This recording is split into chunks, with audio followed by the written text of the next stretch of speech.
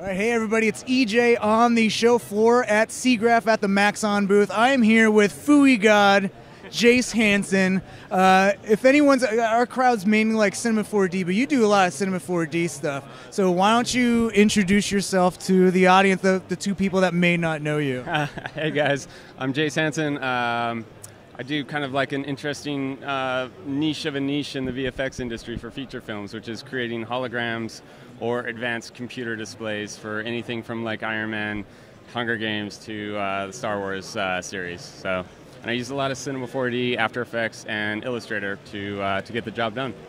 Yeah, I always thought it was interesting. Like the Iron Man HUD was that the first movie you worked on where that movement really exploded, or? Yeah, well, as far as three-dimensional type stuff, yeah, I had done stuff on kind of trying to edge that way on like Rise of the Planet of the Apes with a few things and doing more like medical science viz stuff in Cinema 4D. But as far as, yeah, like that Z-depth movement and animation and stuff like that. And now it's kind of taken off because every film I work on now, they don't want just a two-dimensional UI anymore. Everything's got to be in depth and have some kind of focused thing that's in 3D.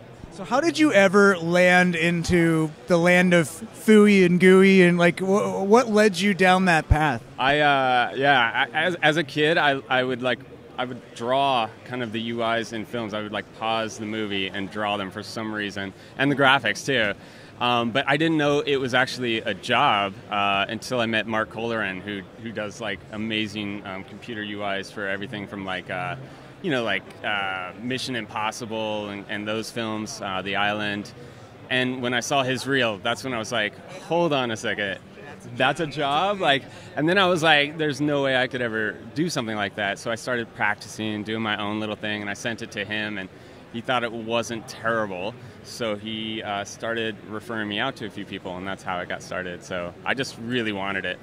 And it took about 2 years to really chase it down and start getting work, so. That's awesome. So you've the list of movies that you worked on would probably blow people's minds. Like just write off a few. Like what are some of the ones that were some of your most favorite experiences to work on? Definitely Star Wars. The Force Awakens was kind of my bucket list project to work on. And I got to work with Navarro Parker, great guy, and also Andrew Kramer. And so people-wise, it was great.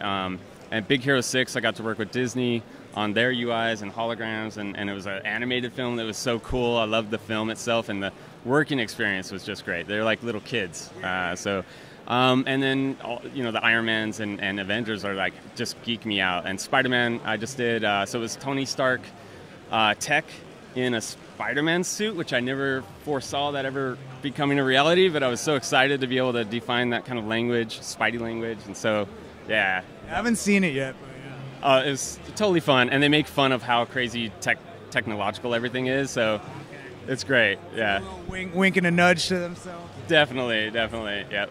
I loved watching your presentation. So I met you for the first time, you and Navarro actually, for the first time maybe like 5 NABs ago, and I remember your talk about breaking down all of the elements, and I loved that you were so thoughtful of like every little widget it's not just there just randomly. Like you actually interviewed like pilots and stuff, right? Yeah. I always try to interview people that really know what they're doing and try to get their take on like, hey, if your HUD or your heads-up display and your graphics for your jet was like much better, how would it be?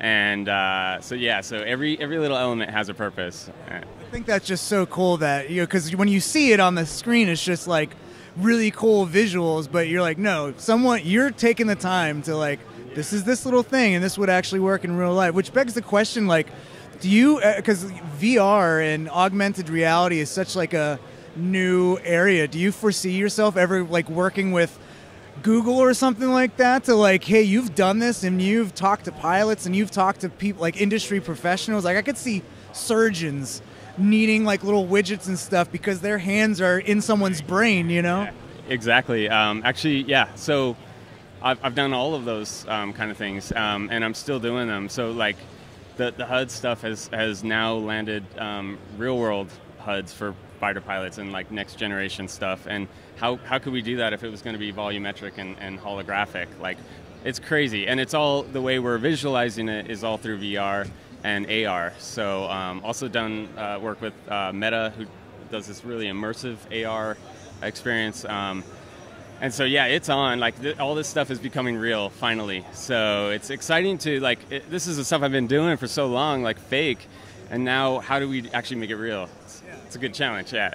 Like merging of the make-believe world and like real life. So it relates a lot because in a film you have like a very short time to tell a story, right? Like so in a second, sometimes less than 24 frames is what we get to convey a feeling or a story. And in real software, with all this crazy data coming at us, it's the same situation. It's useless without a story, and you want to get it really fast, and it needs to be really efficient, especially in any kind of mission critical stuff. So.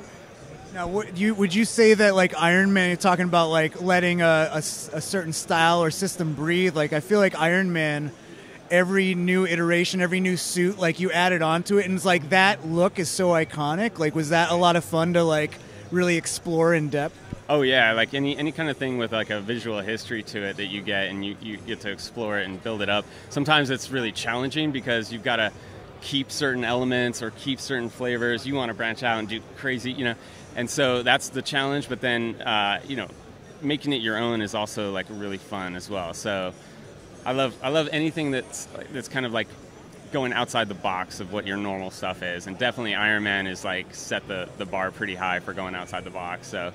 And they're gonna make Marvel movies forever, so you're gonna you have job security. It's a little bit, yeah. It's kind of a job security kind of thing, yeah. Awesome. Well, what other stuff are you working on? Anything you want to plug out there? For this type of work, even though not many people do it, I started making friends with other people who are getting into it or want to get into it, and so I started up a newsletter. If you go to my website, jayse.tv.